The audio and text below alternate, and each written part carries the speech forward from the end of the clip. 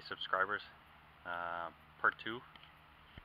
I hope this sounds okay. I'm not one for talking on video, or at least I try not to. I think I sound a little whiny. Do I sound a little whiny?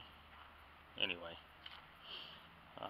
going around the back end, figured I'd show you the front. That was the steering and the suspension and the axle, as well as the shocks.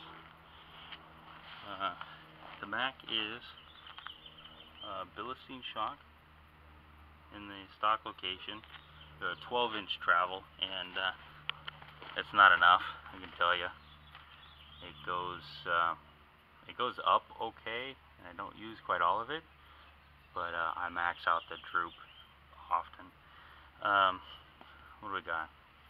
31-gallon fuel tank, stock skid with these are 56-inch leaf springs from a Suburban.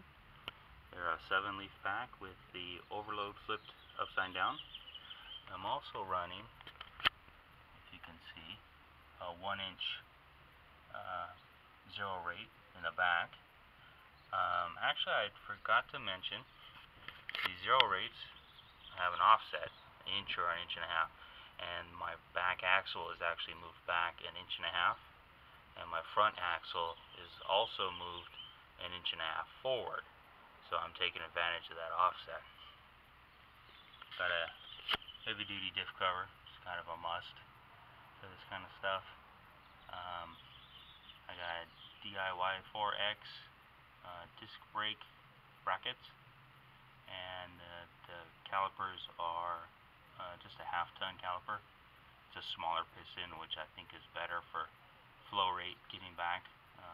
System's not exactly set up to run discs, so you don't really want a large caliper in the back. Otherwise, you have to fill that caliper each time you push on the brakes. So a smaller one works better. Plus, you don't really need a large one for the rear. You're just going to lock it up. So that's what I'm running with that. Spring plates, I think those are ORD. Can't remember now. It's been a while.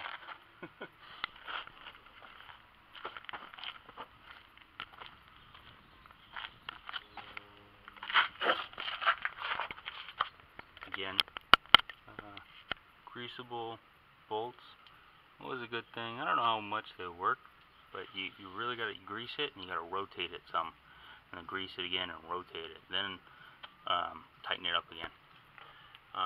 Some of you have probably already spotted the sway bar.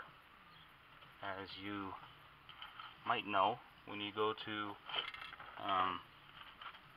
crossover steering, you end up losing the factory sway bar. So unless you go with some kind of a, what they call a rock hopper sway bar or something like that, where it's a 3-piece style, you can't really keep a sway bar in the front. So they have rear sway bars that work out. You can see here's the frame bracket that bolts up to the frame, goes down to my sway bar, which is up right now. I keep it in the kind of up position to keep it out of the way of rocks and stuff. And then it's just U-bolted to the axle. I've got some spacers on there. I don't know if you can tell, but that's because, again, the axle is moved back inch and a half. So I kind of had to put a spacer on to try to get the bar moved more forward in its regular location. Works out. I used it on longer drives when I drove up to Pismo and went through the dunes. It helps a lot with the body roll. So the tie rod ends, no, what are these called again? The rod ends. We'll just call them rod ends first. I keep in the back of the truck in case I just want to throw them on. Super easy. Again, Driveshaft, taking a little beating. 1410 rear yoke, strap style. CV 1350. This is a JB conversion SYE to a 241 transfer case, and again, it's clocked. It has a clocking ring from DIY 4X, and if I get it, you can see how flat it really is. I'm only about, the cross member I made is only about 1.25 inches below the frame. This is the lowest point. Old truck, other than the drive shafts, of course. Going up to the front.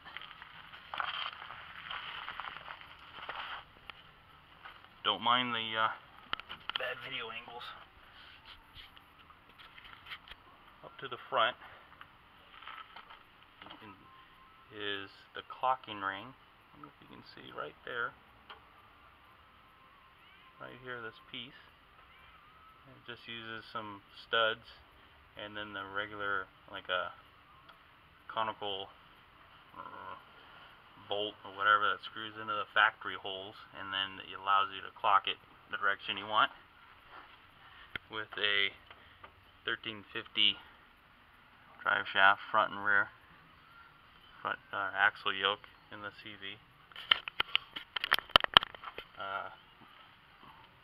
Might be a bit difficult to tell, but I've had to do some linkage mods because I clocked the transfer case. It went up, and when it goes up, it makes the angles for the linkage real goofy, so you kind of got to fix that.